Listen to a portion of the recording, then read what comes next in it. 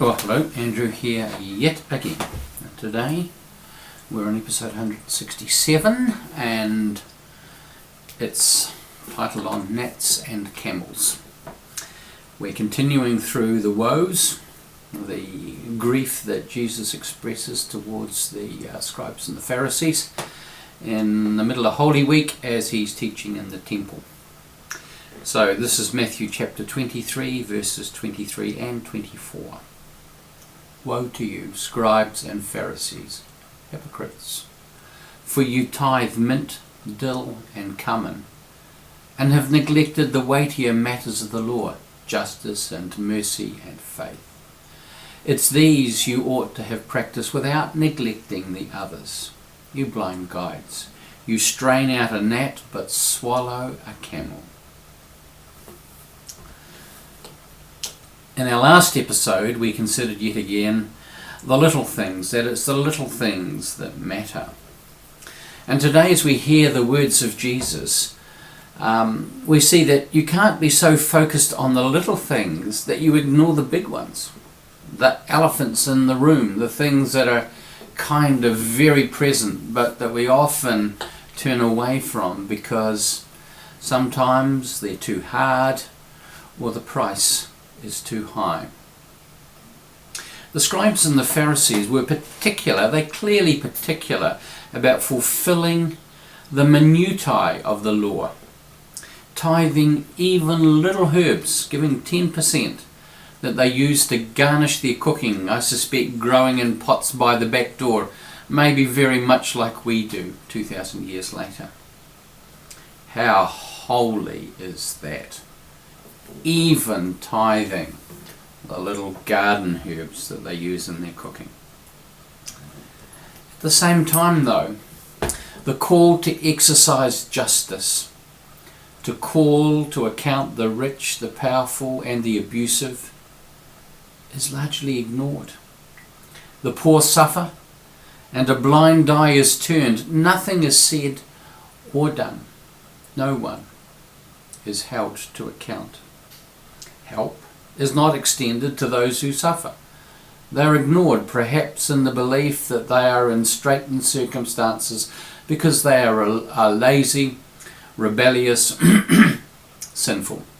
After all, as we've been discussing over the last quite a number of episodes, they had a worldview that says that successful, wealthy people were that way because they were particularly holy.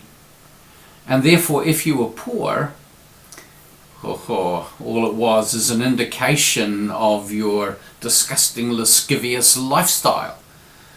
And you were obviously deserved the situation in which you found yourselves. Jesus doesn't see it that way.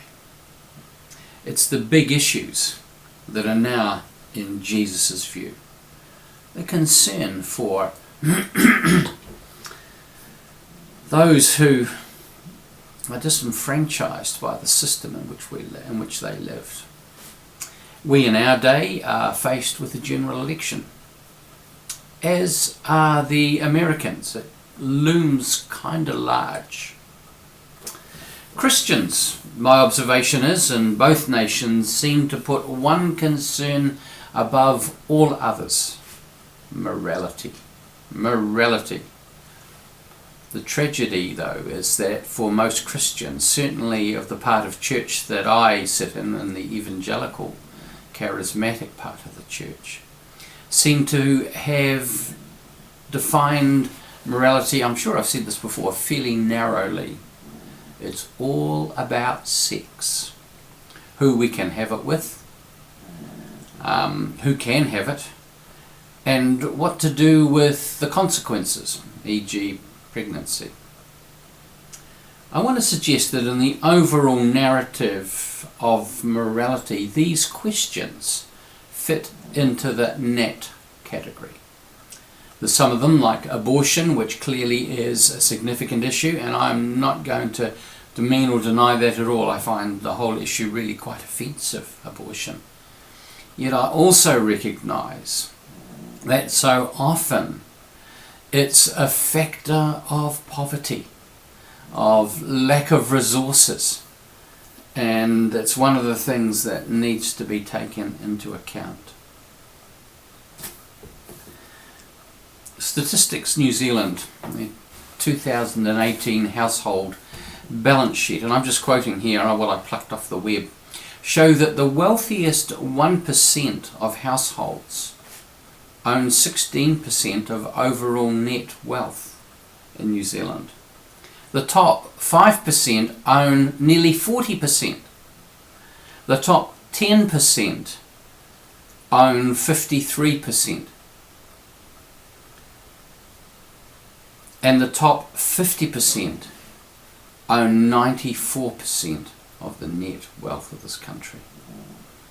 That means that the bottom half of our population owns 6% of the wealth. We can see that huge disparity in terms of property, in terms of what people own. We also have significant income inequality in this country, and the rich seem to continually get richer. We've had a bit of a surge for people at the bottom, but it's always the rich. It doesn't matter what happens, that consistently get richer. This is a moral issue. This is one of the camel issues that Jesus talks about. The issue of race and the treatment of Māori in this country, the tangata whenua, is a camel moral issue. One of my friends puts out some of the facts like this. Māori have for generations been amongst the most incarcerated communities in the world.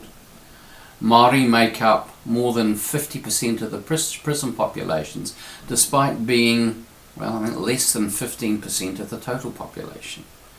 And Māori women have the highest incarceration rates in the OECD. The health sector, she says, has failed to provide Māori with access to quality health care, and as a direct result, Māori on average live 7 years less than non-Māori. That's actually quite significant. The education sector has been failing Māori since the first native schools, and even initiatives that field significant results for Māori are not funded and resourced for success. It's easy for us though, isn't it, to blame them for their own misfortune. And I would imagine that's what many of you who have been listening to this are actually doing. Well, if they weren't so lazy, if they didn't have such a sense of entitlement, if they could just get off their backsides and go out and get a job. This is what is actually, I suspect, going through a lot of minds. It's easy to blame them for their own misfortune. But they've been subject to systemic racism from the beginning of colonisation of this country. Processes that have put them down and continue to hold them down. It's not surprising if they've got a little bit antsy about it. This is a camel moral issue.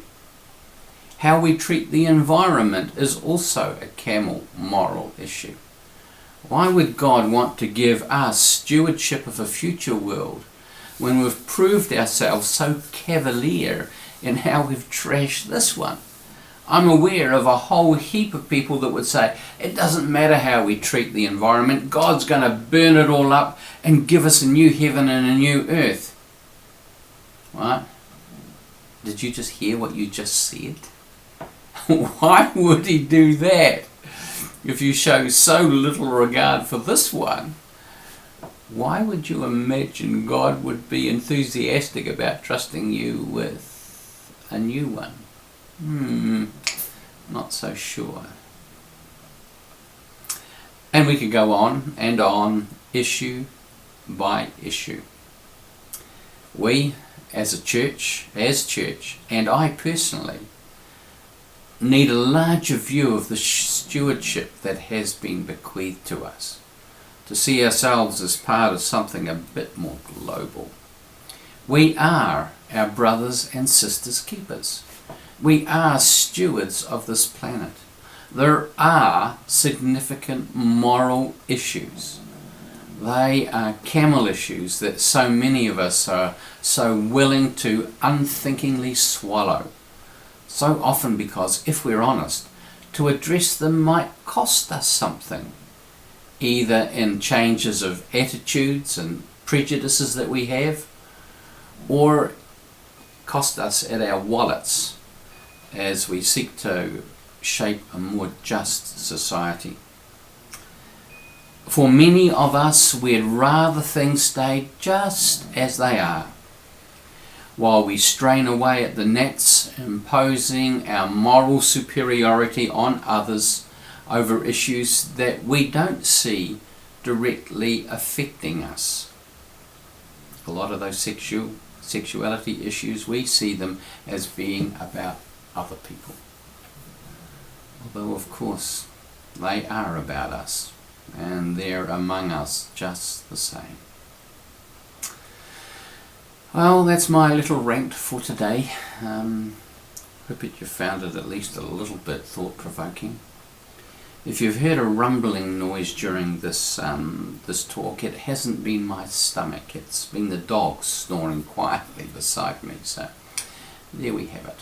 I hope you're going to have a great day. God bless you.